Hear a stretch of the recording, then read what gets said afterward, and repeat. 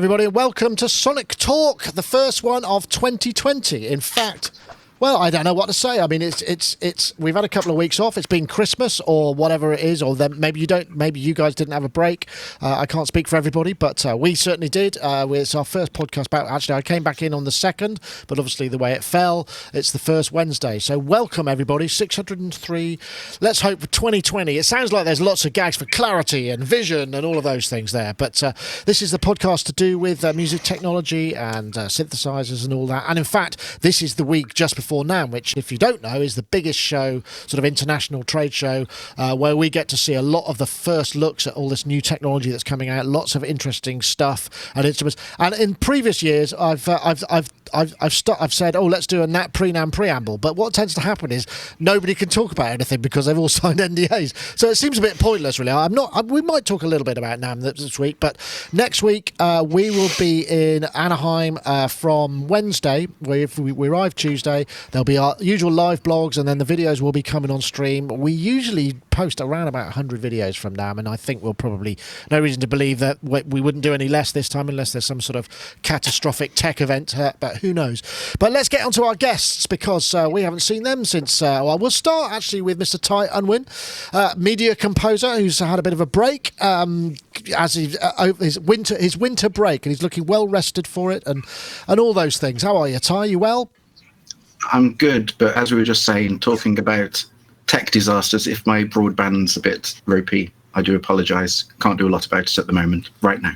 But 2020 might bring new bandwidth, as we know, so that'd be awesome. It will hopefully change, so hopefully, yes, it will all change in this area, and I'll actually get a bandwidth slightly wider than a very thin thing and slow. So I have to ask, obviously you haven't been sort of working for the last couple of months as hard anyway. I'm not saying not working, but you've kind of taken your foot off the gas for a break. Does that mean you've had time to look into and purchase new equipment? And if so, what might that have been? I'm just curious, because I know you're terrible for your new technology. No, I'll be honest with you. I've bought a couple of things. I think I told you I bought a Mini Log XD rack, and I bought a Microfreak, and I've ordered some bits that we can talk about in a bit. And there's some bits I'm going to order. But I'll be honest with you, because I've kind of taken a break and taken my foot off the gas away from the studio for some time. Honestly, I've wanted to fill my head with absolutely anything except tech and gear, mainly because I think, as I said to you before, this place has got to be ripped apart, and I've got to do some major work with the studio, and maybe knocking the whole thing down, starting from scratch, and new buildings, etc., etc. And the thought of doing that, as you can appreciate, every time I think about it and I sit down and I plan it for 5 minutes and then go, I wonder if my socks need washing. Because anything, when it comes to ripping it back and starting from scratch, anything is more appealing. So I've just been buying bits and bobs, but nothing particularly. And honestly, because I've had the time off, it's actually getting the big things out that I've never really had a chance to properly play with, and going, oh, so that Moog One, let's switch it on. Yeah. So it's been mainly, not buying loads of new stuff, but ordering lots, as we'll talk about. Well, speaking of the Moog One, I think the Moog One 1.12 or 1.2, I'm not sure which firmware came out over Christmas. I'm not entirely sure what it is. My Moog experience has left now. I shipped one of them back today. There's another one got to go on back to the States, because we had a couple here, and I did publish the review, and I was quite honest about how I felt about the firmware and all of those things. And check the review out anyway. So you should be. It was a good review, and I think it was an honest review, and I think it needed to be said. The latest version just solves some of the issues, but it's not perfect yet. But it was an honest review, so I enjoyed it. Well, thank you. It was a very difficult one to perform, actually, because it's you feel the weight of expectation and all the politics and stuff in that with something of such large magnitude. But anyway, I enjoyed it generally. And we also have Mr. Rich Hilton, who's been at home for a little while and has been, after much touring with Chic, as well as being working in the studio and whatnot. So have you been busting your chops on your Rolly, or are you saving yourself for the Osmos? Did you take the plunge on the Osmos? I'm just curious, because you might be the guy that's aimed at. I might have thought I was the guy it was aimed at, but these days I don't think so much, but I need to play it before I'm going to go all in like that. I didn't take to the Rolly the first time either, and I really take to it now. I've been actually practicing piano a lot because my dear old Steinway has made it home, and I play it very regularly to keep things up and work on new stuff, and I quite enjoy that these days. And I play a lot of guitar. So a lot of guitar and piano these days, and some Rolly. The Rolly's always right here and at the ready. Rolly at the ready. That sounds like it could be on a T-shirt or something. Oh, maybe. Well, they're welcome to call my agent. No, I'm just kidding. We'll work something out. Well, I hope you both had a lovely festive break and all of those good things. And I should mention actually, we're still running, as well as our friends over at iZotope, which will be showing the competition a little bit later. We've got this offer from Splice. I'll play something fully on it next a little later on, but you could get a credit, because I've been talking to people about Splice. Apparently it's really taken off, and lots of people are buying beats and all those kind of things on it, and it's an interesting model. So anyway, if you want to get 1 month's free credit, you can use the code Sonicstate100, and there's a URL there which I won't attempt to read out. I'll stick it in the show notes because it's a series of numbers and letters that I'll only mess up. But yeah, if you do that, you get 30 days, 1 month free for access to the 100 credits per month plan, which you could just cancel afterwards if you don't want to continue, or you may continue also. But more on that a little bit later. So, well, there are a bunch of things coming. I mean, so here comes NAMM. I suppose, even in my preamble, when I said we shouldn't really talk, we never really make much success of this, but NAMM is going to be coming. And it's interesting. The shape of it is a little bit different this year, because a lot of the kind of smaller boutique manufacturers, particularly the modular guys and gals, are gravitating more towards Super Booth, which is equally large and is a bit more synth, a lot more synth focused. So there will be a bunch of synth stuff there, obviously, but perhaps not to the same degree as there has been in previous years. And that's just the natural ebb and flow. I mean, to be honest, Berlin's kind of a bit cooler than Anaheim, but you do get the sun in Anaheim. But if you come from the sun, then maybe it's not such a big thing. I'm personally very much looking forward to it. But it's going to be a massive show. We've got a ton of stuff. I mean, there's, as usual, Roland have announced a bunch of stuff previous, because they're both at CES, as well as Yamaha are, and also so are Korg. And Korg have a release schedule. So far, we've had the Wavestate. Actually, maybe we should just do that, because that's actually probably the biggest thing. I mean, that video that we shot, Ed shot it for us at Korg HQ earlier in December, and it's just gone huge. Hi, Luke from Korg here. I'm here to show you a brand new product we just brought out, which is called the Wavestate. So this is a reimagining of our original wave station from way back in 1990, still keeping that wave sequencing element and of course the vector joystick from the original wave station, but adding a load of real-time control and also separating out the wave sequencing into different lanes, which you can check out with these buttons and also on the screen here, and then you can follow that lane individually with the steps here. I'll show you how that works, but let's have a listen first, give you a flavour of what it can sound like, and then I'll take you through some of the features. It's funny, actually, straight in with a sort of 90s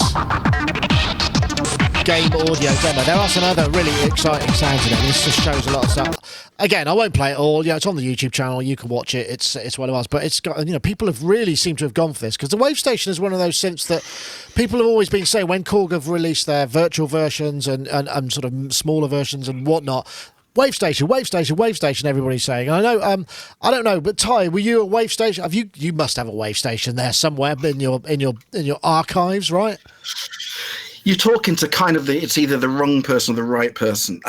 Huge Wavestation fan. So I had a Wavestation, then I had the EX, and I've still got the rack mount, I've still got the AD, and humongous fan of the Wavestation. And so this for me is incredibly exciting. I think the only problem I have with all of this is it is essentially that preset sums it up, really, which is the issue with the Wavestation from day one was always the fact that all of a sudden you could play one note and it was instant track that ended up on every cop drama for a chase scene. And and say every film score suddenly had Wavestation all over it, and it was all just the presets. And it was I hated that side of it, but the reality was once you dug into it, the synthesis in that thing is, in the original, was incredible. It was amazing. And so now to kind of have that on steroids is really, really exciting. So yeah, I mean, I just looking at some of the stuff that it could do. I mean, we got 64 stereo voices, model filters. So I guess it's sort of bringing a bunch of tech together at the same. I'm guessing it's using some of that new tech stuff, some of the Prologue, where you've got maybe some DSP models, and I don't know exactly, but it does sound very interesting. And the idea that some of the patches are just overly animated to my ear. It's like, okay, just calm down. Let's have something a bit simpler, But I mean, I understand the need for that in a demo. You've got to get the wow thing. So. The nice thing was, because I mean, half the reason I bought an Oasis back in the day was because people don't really even know this, but on the Oasis, they basically kind of reinvented the Wavestation within the Oasis. So there's a whole wave sequencing section within the Oasis. That's what drew me into the Oasis. And so they developed it a bit more then, because you could essentially mix the synthesis from the Oasis with the Wavestation with all the filters and whatever from the Oasis. So that was a great start. But what's great about this is, upping the voices to 64. It says 64 stereo voices. I'd love to know whether that actually means with all 4 elements at the same time, because with the original you had 32 elements. So if you had 4 elements within a vector synthesis or 4 sequences, you only had 8-note polyphony. So I'd love to know quite what 64 stereo voices means. That's true. Yeah. But with all the filters, kind of these modeled filters, because the original one didn't even have resonance on the filter. So yeah, well, I know you can't even imagine it now, but it didn't have resonance, and that was a big thing that everyone wanted resonance. Do you know they even went to the lengths of sampling, which I never got. They went into sampling waveforms with different levels of resonance, with the idea that you did a wave sequence of those different elements to actually make it sound like it had resonance. And all the time I was going, why didn't you just bloody put resonance on it? But anyway, it's a great synth, and this looks like it's going to be, even better. Can't wait. Absolutely can't wait. Yeah, I know, Rich. I mean, did that figure in, at the greatest hits of, I guess it would have been what, the 90s synthesizers for you? The Wavestation? Absolutely. Loved it. But as with, well, first of all, well, you mentioned the cop drama thing, and I stand guilty as charged. But everybody, well done. I was instantly intrigued by wavetable synthesis because of the possibility of using the wavetable in much more subtly with respect to motion in synthesis. Absolutely, that wasn't filter derived.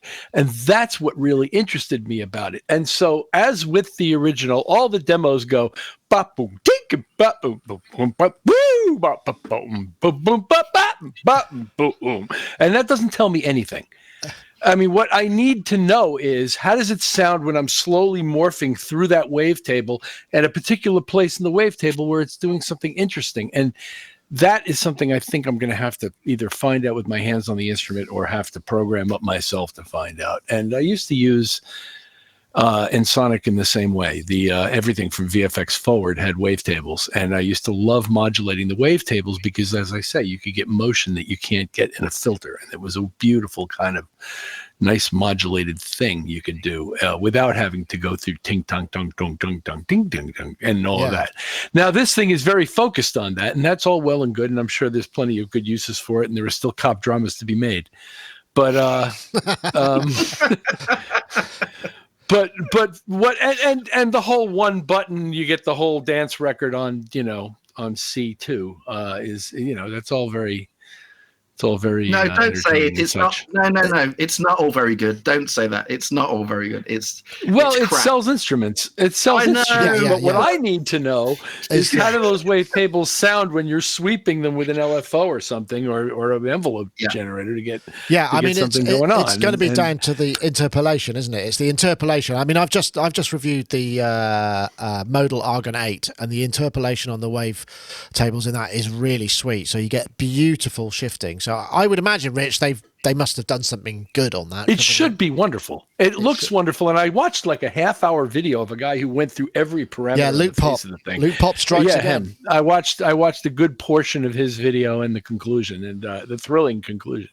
And and it looks like an amazing instrument. I don't know what it costs, but it looks like a fantastic thing. 699 UK pounds, we think. So round about 7 something in the US, we suspect. Well, so that's a heck of a lot of synthesis for not a heck of a lot of money. And I kind of dug the way the interface. They did some clever things with the interfacing. It is a small window into the world. That thing. It does have a little bit of electronitis, but yeah. But and interestingly, they didn't give you the tiny little waveform display that they seem to be putting on everything else they make. But well, speaking of everything else they make, we'll get to that. But it's a nice display. You can work with it. I like the ergonomics, the way they use shift keys and things like that to make these buttons do a whole different range of stuff all the time is very clever. There's some really nice real-time controls that the guy demonstrated that you can do. You can do performance-y stuff with it. It receives poly aftertouch.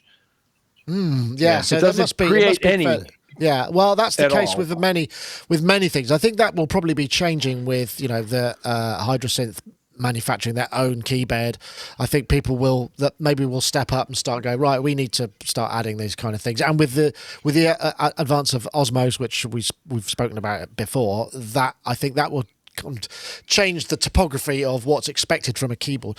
Just a couple of interesting facts about the Wavestate. Wavestate, the original, the team, I believe, was headed up by Dave Smith, working for Korg. Sort of out of the ashes of sequential circuits, and also John Bowen was part of that team. Yay! And John Bowen said that he was Wasn't there a Prophet VS that did wave? There was, yeah. I think there was as well. Available I think that's what preceded this instrument. That's right. Yeah. I think you're right. That didn't do wave sequencing. It only did vector. Did it have resonance?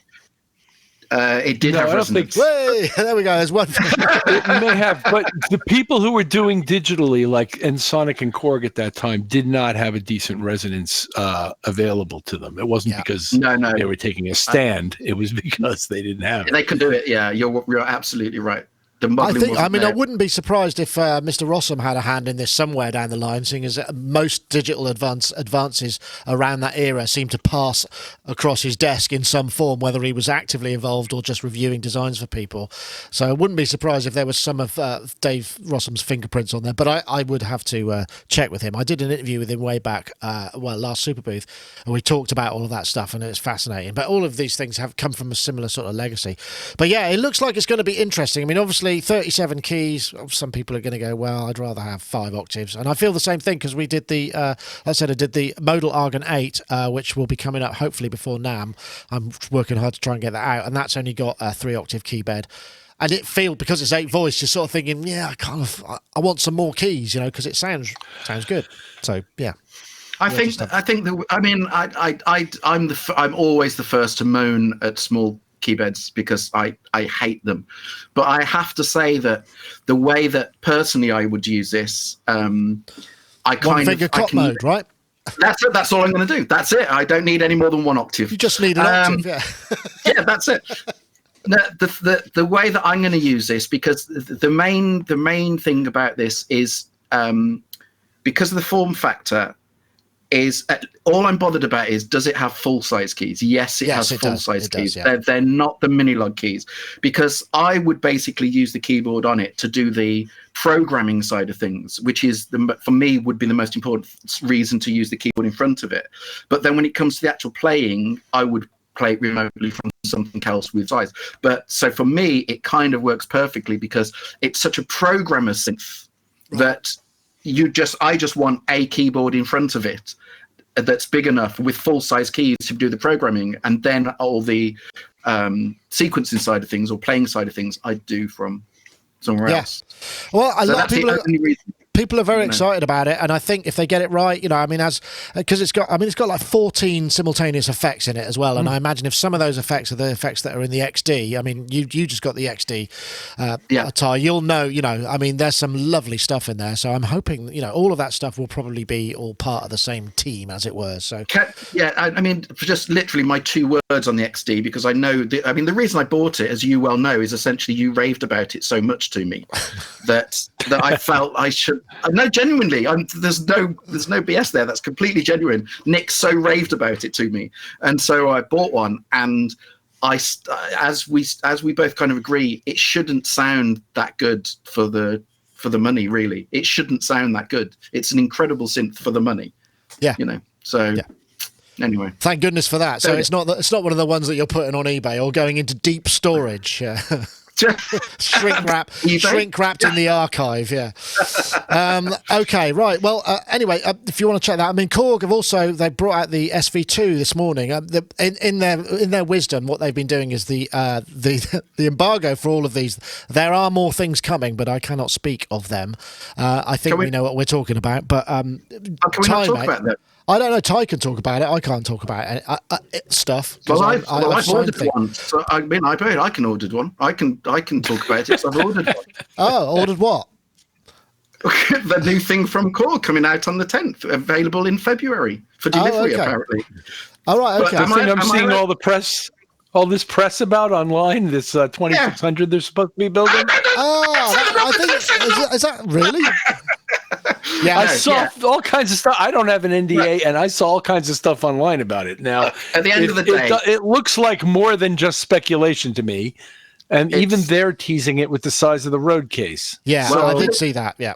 Put it like this: if it is just speculation, I've just wasted £3,200 on speculation. A flight case. It's a flight case. So look, I've signed nothing, and I totally understand and appreciate why Nick can't say a single word. But basically, I'm sure everyone knows there's an ARC 2600 coming out. It's £3,200. It's basically got a sequencer. It hasn't got the full sequencer built in, but it has got a sequencer built in. It's full size and apparently is a work of art and sounds identical, as if there is such a thing as a 2600, because they all sounded different in different evolutions. Yeah. And even every instrument off the same line sounded different, but it sounds identical to a 2600. That's all anyone kind of needs to know, and you don't have to say anything, Nick. Other than I can't possibly comment. I was about to say, actually, did you see the SV-2, which is the stage piano as well? That came out this morning. My point is all of the embargo times are 2 p.m. Japan, which is 5 a.m. UK, which is fortunately the CMS which I wrote for this very purpose allows me to schedule these things, so I don't have to get up first thing in the morning and post them. But I don't know, Rich, you're a pianist. I know you're a Roland guy. Have you tried the Korg SVs? Because a lot of people, it's one of those ones that people kind of dig. It's got a valve in it, a 12AX7 or something, and I think the SV-2. The SV-2 looks like you just get more of that kind of stuff and more sounds and more polyphony and all of those things. And they look kind of cool. Very retro. Are we talking about SVP1, that red thing that they released some years ago? Is that what the question is? Yes, that's right. I played it. There's an SV-2 now, which is just more of the same. Well, that looks kind of funky. I was considerably less a fan of that instrument than many people who I respect very highly. Okay. I was exactly the same, because I played one and really wanted to love it, and there was just something about it it sounded incredibly artificial against a lot of the competition. But I think, I know what it is. Well, do you? Well, I think that I found this. They took the sample set from their home entertainment products, The ones with the speakers Well, built in and the arrangers and stuff like that. Ah, okay. Okay. That's always a good start. That's why it sounds like it does. And yeah, you can. It's got a tube, and I remember, and it sounds nice when you warm it up with a little overdrive. But the thing just by itself did not rock my world at all, and I was not. Well, I was literally sitting in the Korg building where I was trying it out, wanting to like the thing. It looks nice, yeah. It's got an appeal. It's got the aesthetic is nice, and it sort of feels like the aesthetic, if it followed through with the sounds, would have been more rewarding as an experience. Absolutely. So, I mean, from my point of view, because I was so kind of unimpressed, well, not unimpressed, it just did nothing for me with the one. Let's hope that the two is. Let's hope it's better. Yeah, it is. I'm just going to. Could be. I think we should probably put in one of a word from one of our sponsors at this point. This is from Splice. Do check out Splice and find the perfect kick, synth preset, or MIDI melody on Splice, plus millions of other royalty-free one-shots and loops, with more added daily.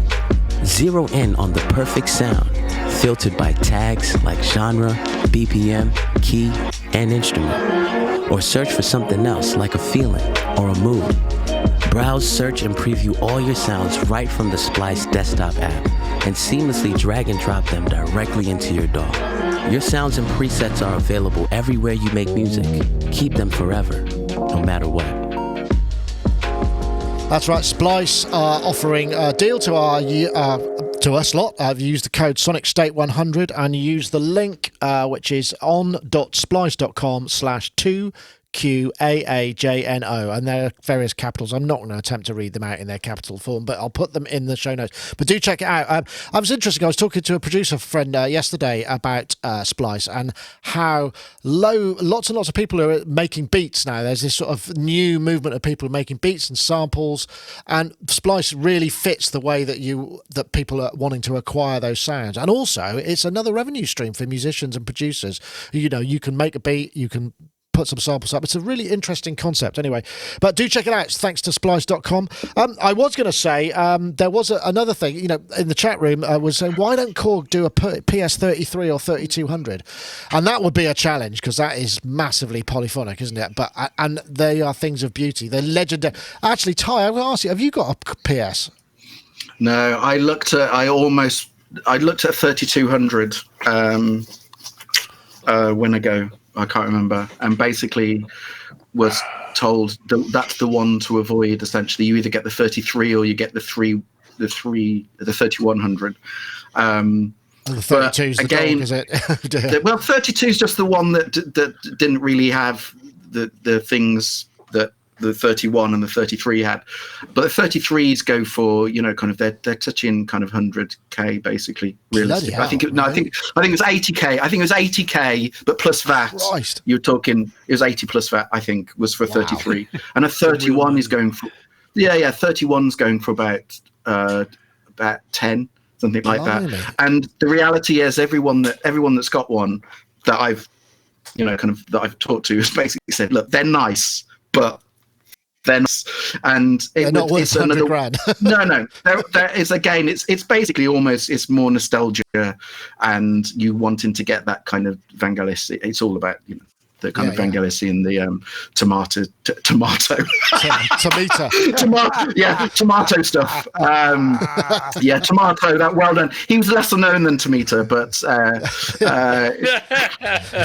it's very. So go check out Tomato. Tomatoes 3300. That's possible show title right there. Tomatoes 3300. Right, okay.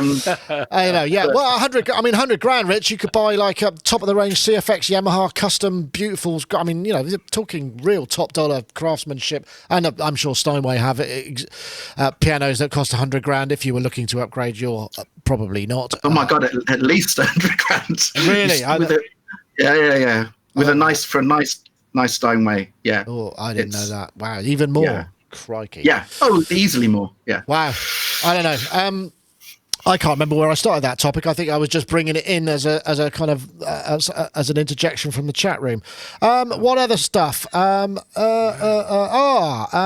wanted to bring things into a little bit of perspective. We're all people who probably sit in front of computers more than we should do. And I found it's actually Tara Bush posted on Facebook, and it was a really useful article, which is it's on Life Insider. It's 10 piriformis stretches to help you get rid of sciatica, hip and lower back pain.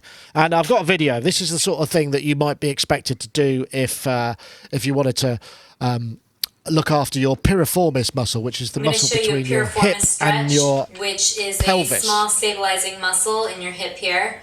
It's commonly used to help treat sciatic nerve pain, hip pain, back pain, knee pain. It's a commonly tight muscle that causes problems. So what you're going to do is you're going to lay down.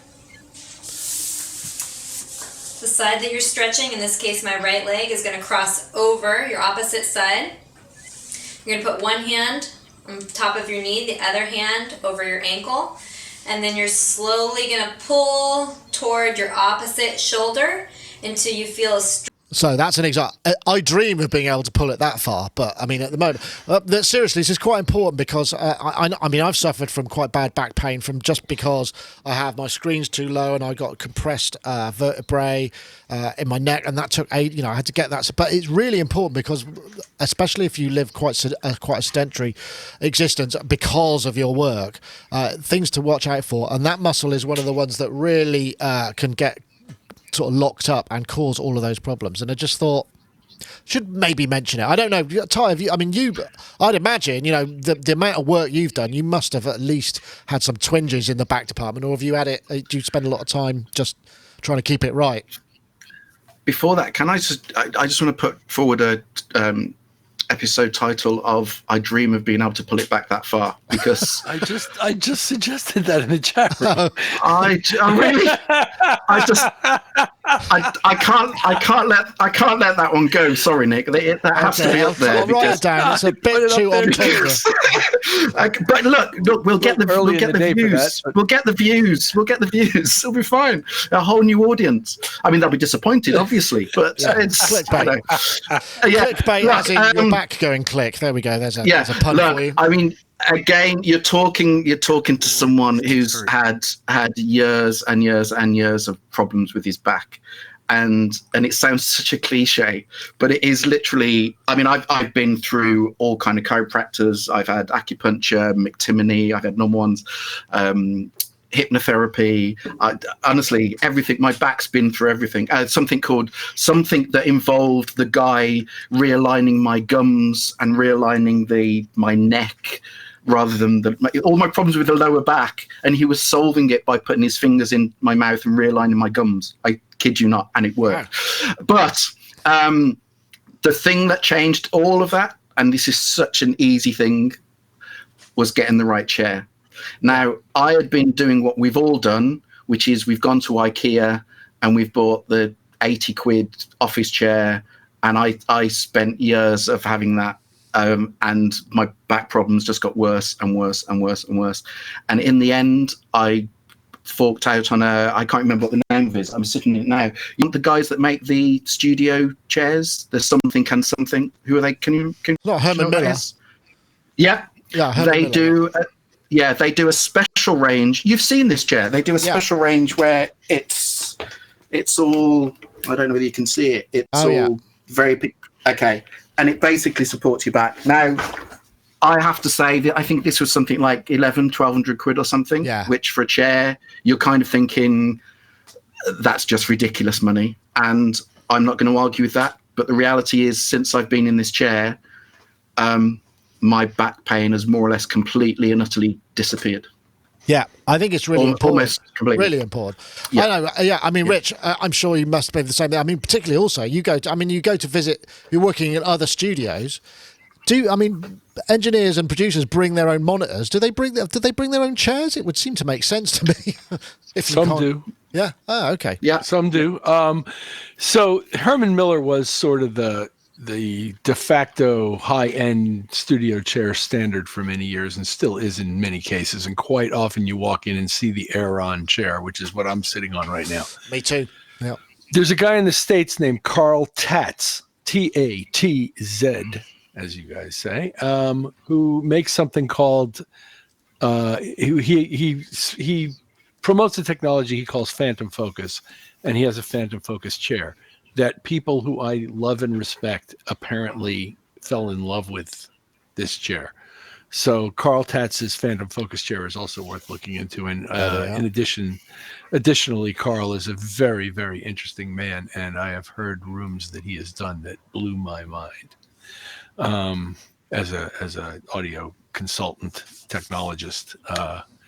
Right. So anyway, that's something else. Now, as regards this article, obviously stretching, especially if you're locked up in a recording studio, even before the days of computing, which obviously we're all in now, and we're all looking down all the time, holding our handheld devices and such. So stretching is obviously a beautiful thing. And I kind of skimmed through these various videos, and all of them seemed to offer various suggestions that I thought were brilliant. And one of the suggestions that was featured in one of them was this.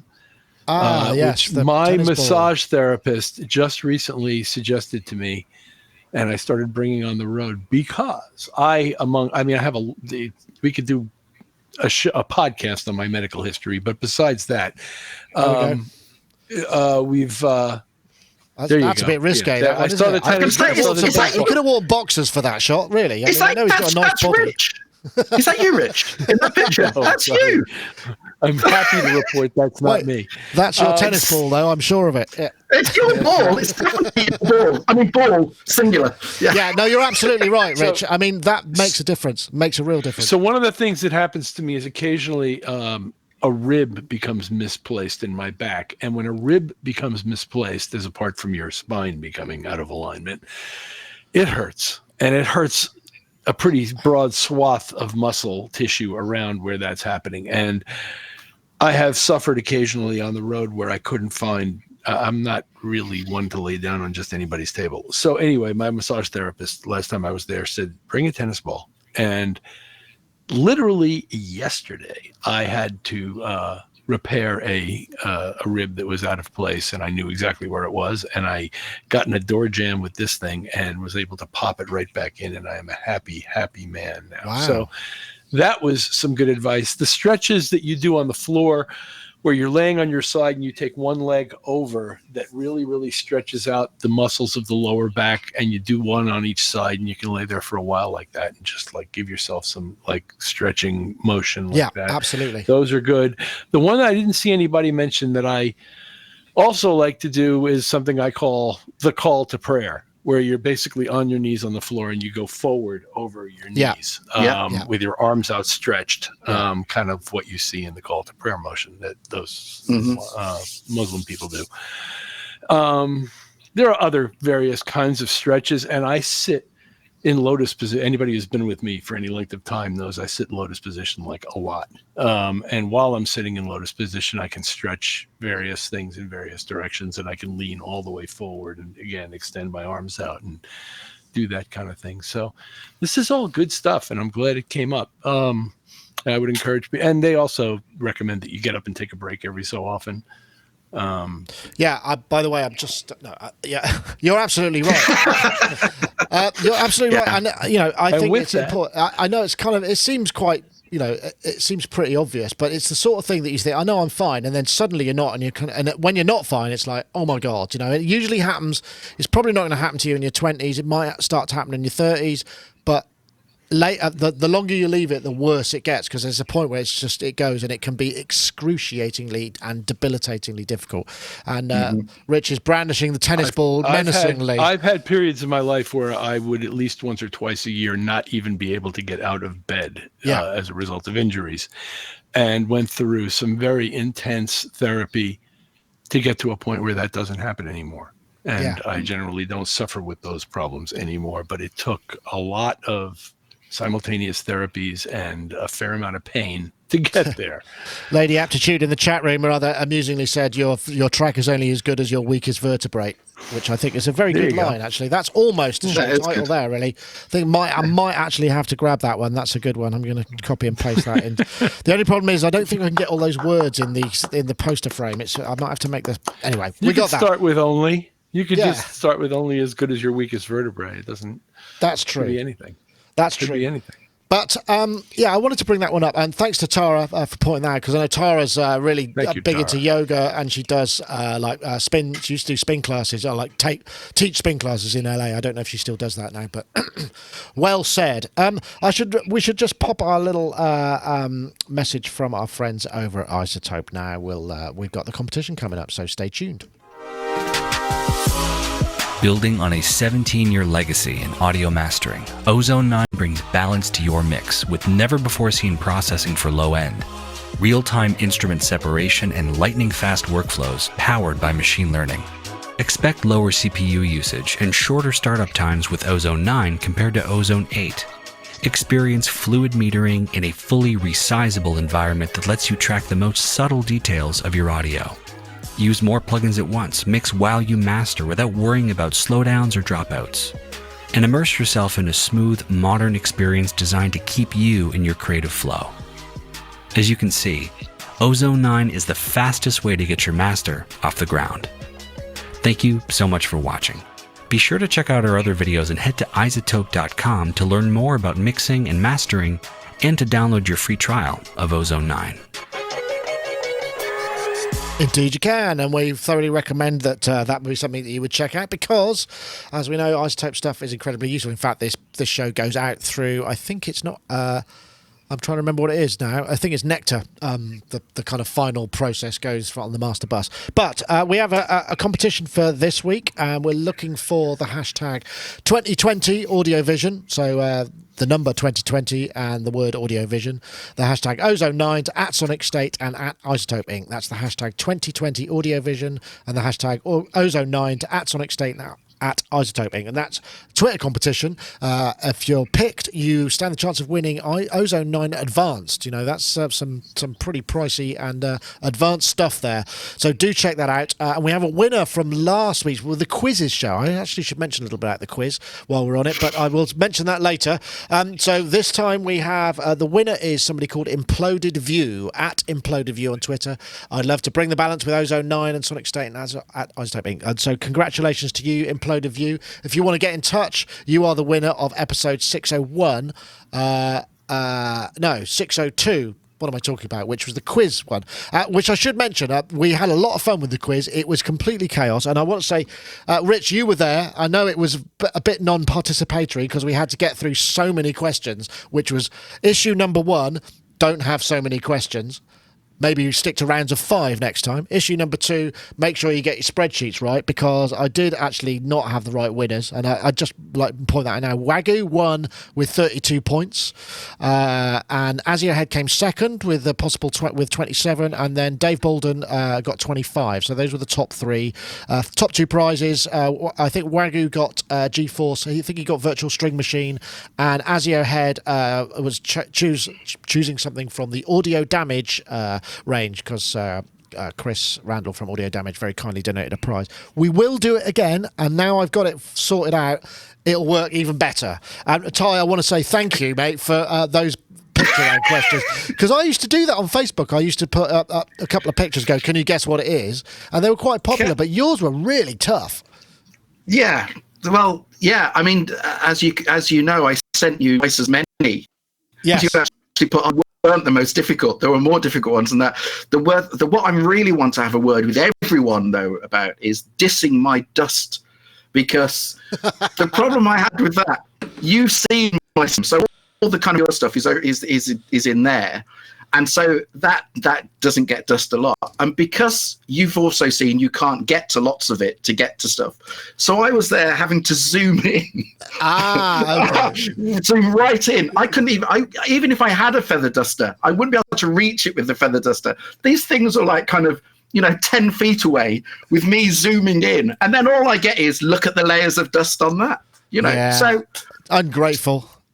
But it was a great round. It was good fun. I think it. The other thing I know with some of those questions were just too difficult. I think they were a bit obscure. Just some of them were really obscure, I have to say. But it worked really well. I mean, I was obviously I was just kind of looking. I think I was on a train at the time, doing it from a train. It was fun, and hats off to you, Nick, because you did really well in in some mitigating circumstances. I had to chaperone a little bit too hard on that one, I think, because I was just thinking this is going to take 3 hours if I don't speed things along. I'd suddenly realised, like after the first round, it's been 30 minutes and we've only done one round. Rich, I got to ask you because Mark Tinley very kindly donated his Duran Duran round, which was really obscure and really difficult. But you worked with those guys. How many of those do you think you got? Just out of curiousness, if you can recall, because I mean, if anyone would get a high percentage, I would assume you probably did okay.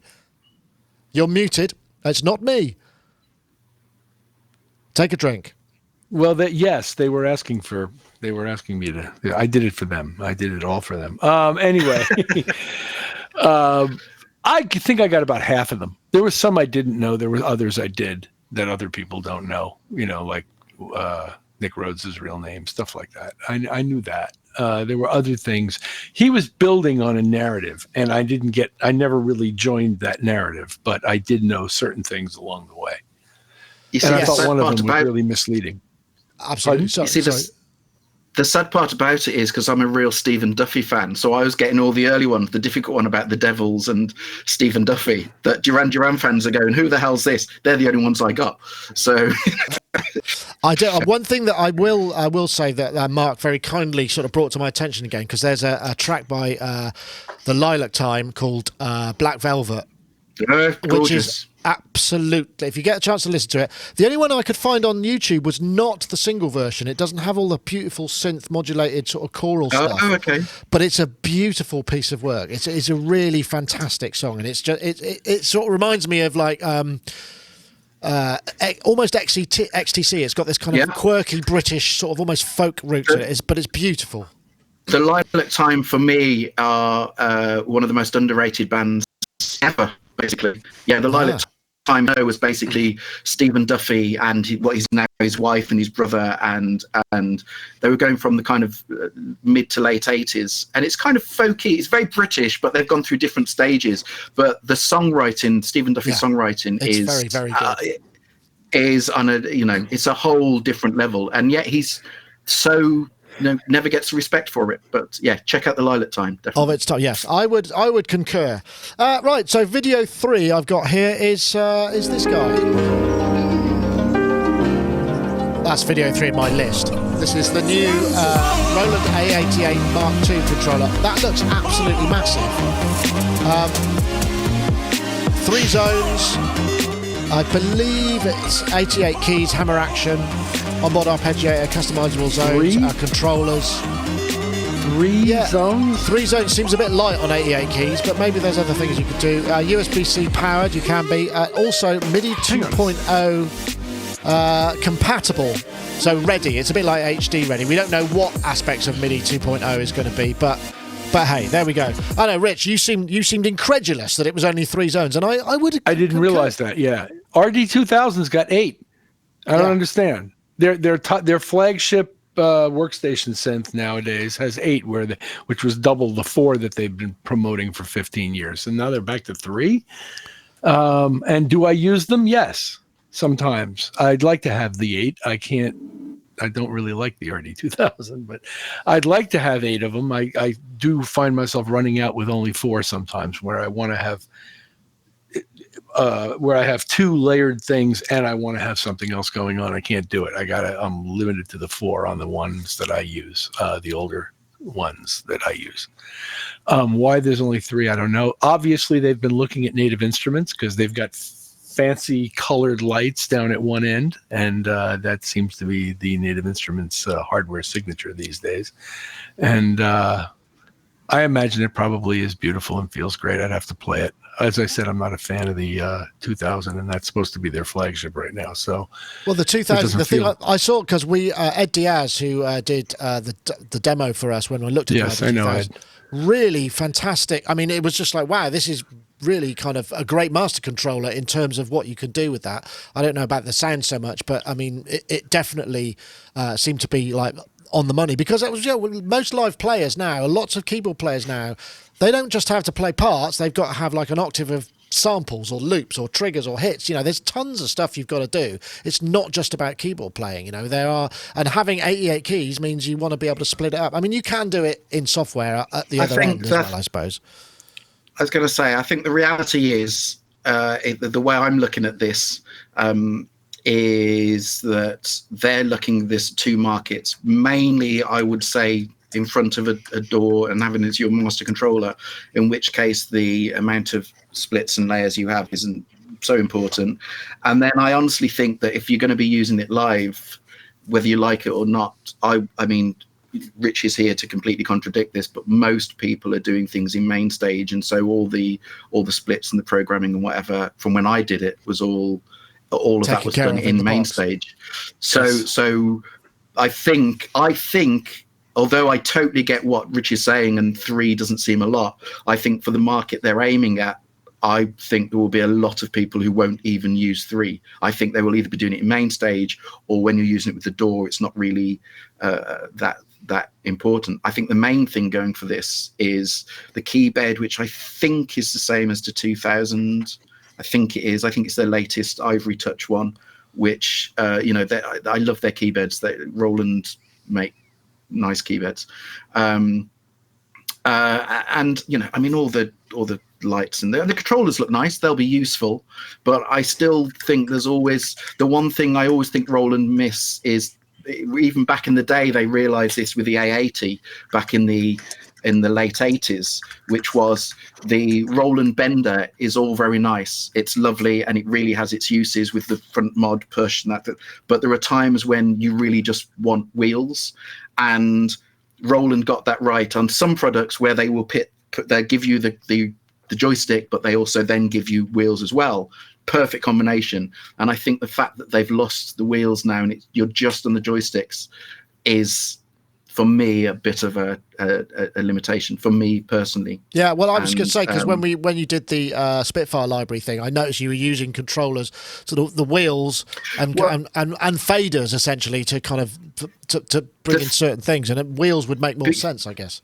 Well, this is I mean, as you know, so I use the Studio Logic, I use the 88, I use the Grand, which has the 3 joysticks, which you can basically assign in a whole load of different ways. But one is not springed, one is springed in one direction, and one is completely stiff in one direction and flexible in the other. So all 3 joysticks do completely different things, which means they can simulate anything, and it's the perfect combination. And I just think the Roland, I don't know, if this had wheels, I think this would as well. I think this would kind of have an extra level, but they've kind of missed a bit of a trick there for me. But the action will be lovely, and you know, I'm sure it's a great for what it is. So, Rich, how do you feel about real wheels or the combined the Bender kind of thing that Roland do? I never really got on with that so much, but I used their stage pianos on, you know, for years now, so I'm okay with the Bender. It's okay. It's not.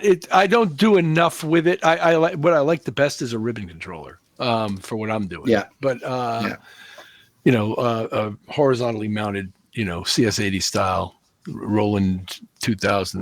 No, Kurzweil 2000 style. Well, yeah, that makes sense. You could make broad gestures and yeah. Yeah, I can go bow really easily. Whereas trying to do that with either a wheel or the Roland thing is a little wacky. But ultimately, they're all good, and I can see Ty's point absolutely about wishing that this thing had some wheels on it or a wheel on it or something like that. And I'll bet you it's a wonderful product. I'd have to play it. I don't like the RD2000 keyboard.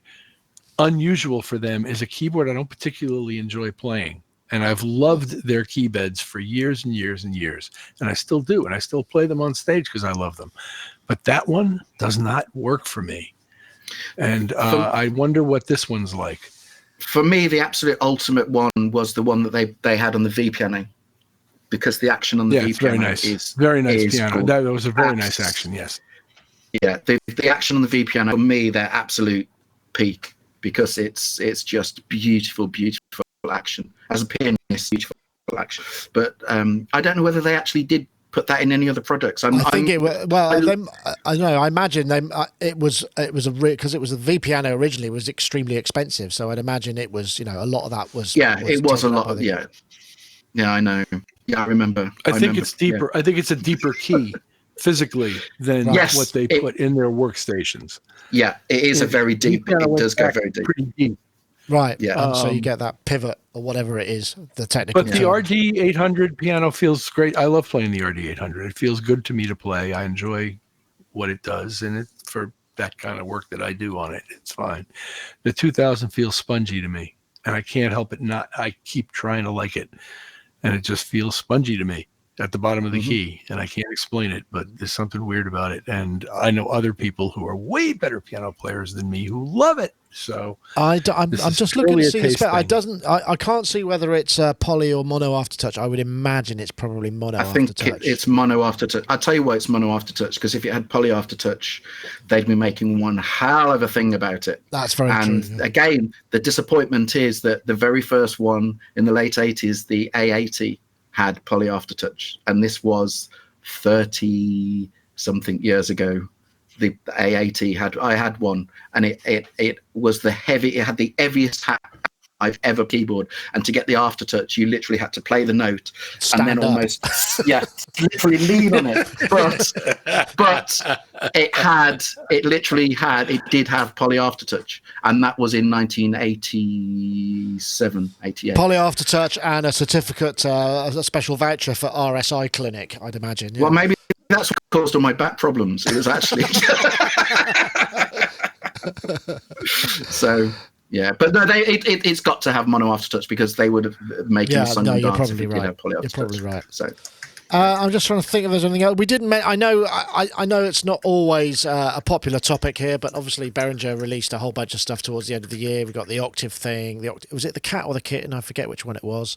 And the other thing that looked quite interesting there was the Clark Technic Dimension D, which I know it's a very classic piece. I wonder if it's got the ability to plug in to press all four buttons on the front, because wasn't that the way you used to have to do the DIM-D to get the special source sound, Rich? It came over from the American production, I seem to remember, the DIM-D. I'm sorry, I lost you. I was responding to something. That's all right. The Dimension D, and you remember that you had to press Dimension all four buttons in. Yeah. Well, the 4-button thing came from the Yuri 1176 actually, and everybody started deciding to push all the buttons in on everything they got just to see what happens.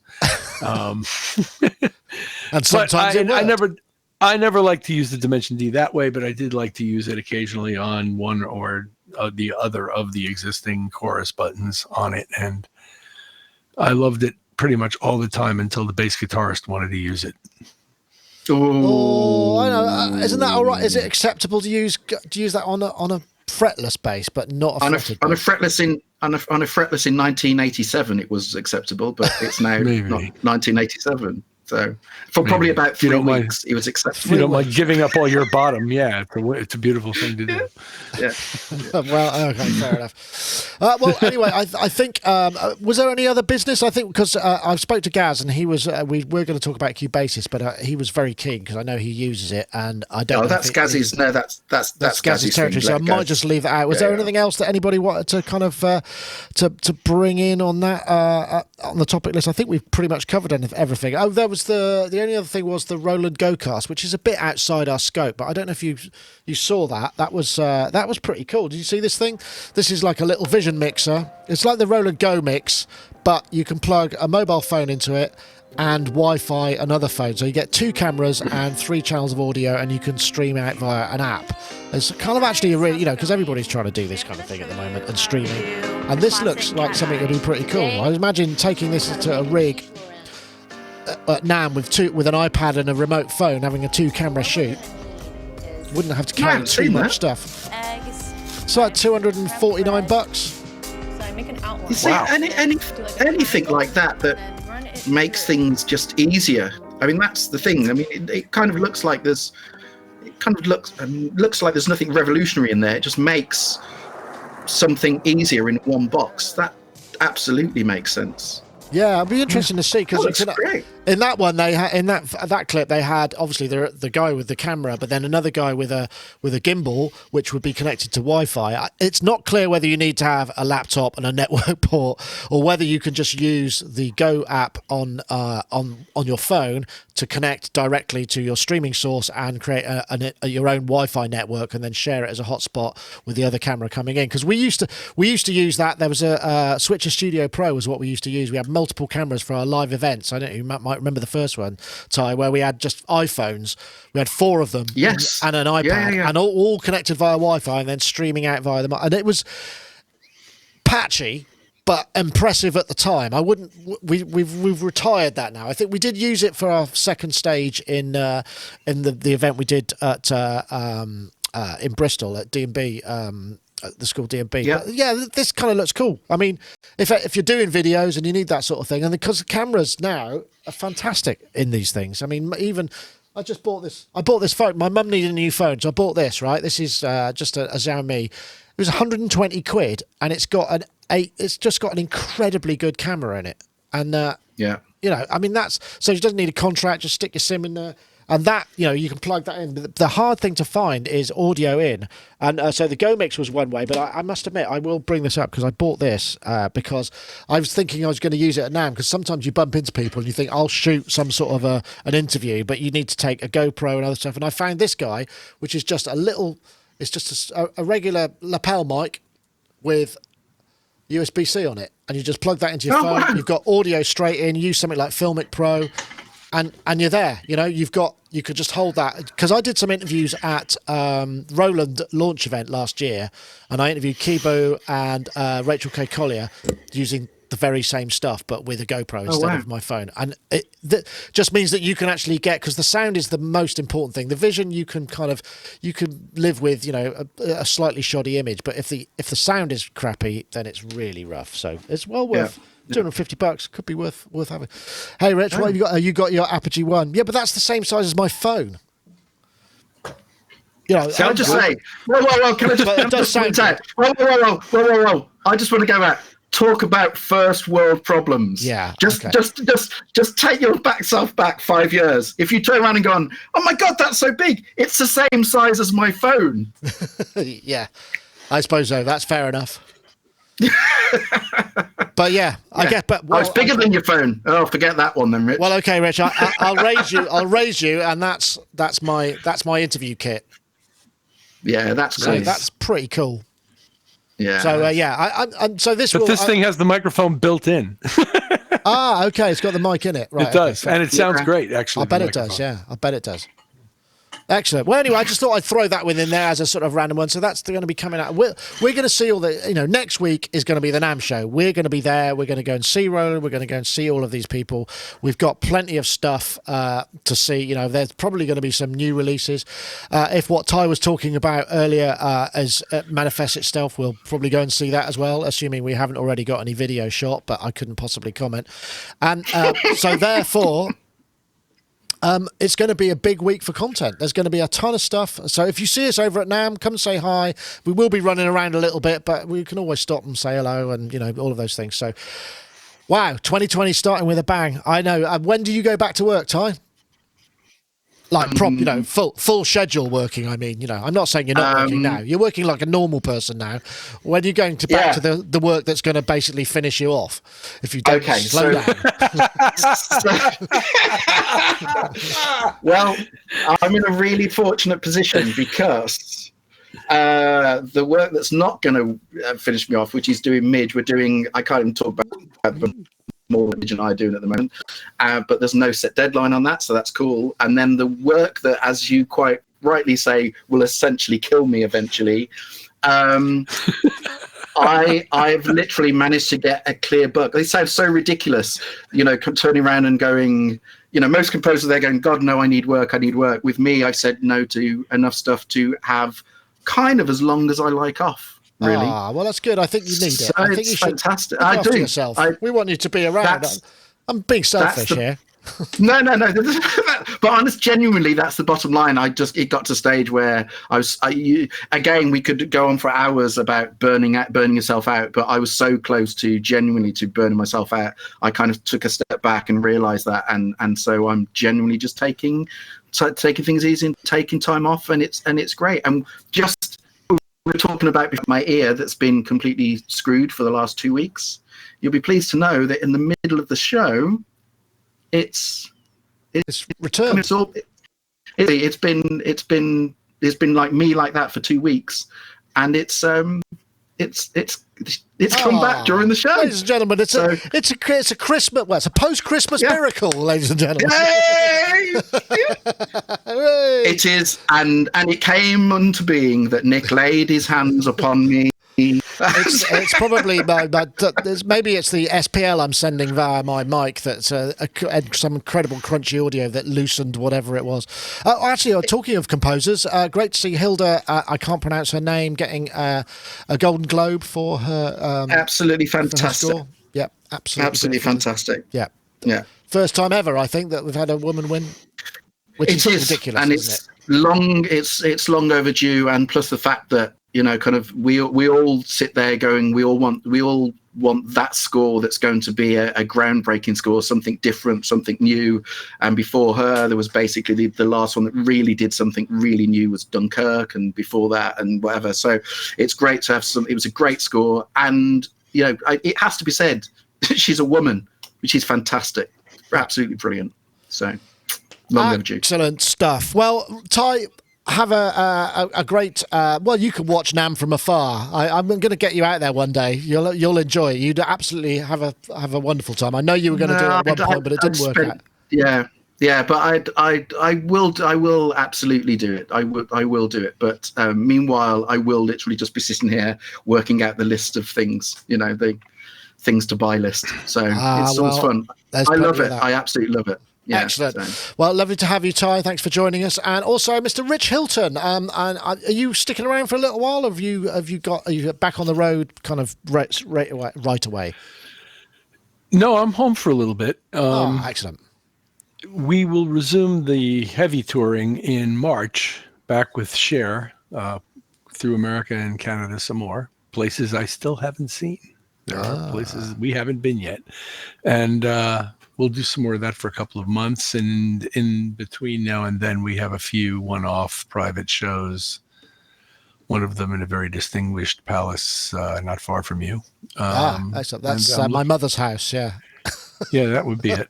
And we're playing in the back garden. Yeah, that's right. Yeah, just Skyping in, frankly. Yeah. Well, lovely to have you, Rich. And we won't have another show, obviously, because we'll be at NAMM next weekend, next Wednesday, and then the Wednesday after, I'll be travelling back, waiting for a coach from Heathrow. On travel arrange. Yeah, so it's brilliant. My flight lands just at the point where I can't catch the right coach and I have to wait another 2 hours. But I'm so over driving back from airports after a long transatlantic flight. I didn't really want to do that, so I'm just being cheap. Well, fall asleep. I will be hanging on your every video. Yep. Well, that's a challenge. We hope to make everybody enjoy all of them. Anyway. That's it for Sonic Talk number, what was it? It was 603, good Lord. First for 2020. That's it for this time. We'll see you all next time. Thanks very much for watching, and we'll see you online at NAMM time. See you later. Bye-bye now.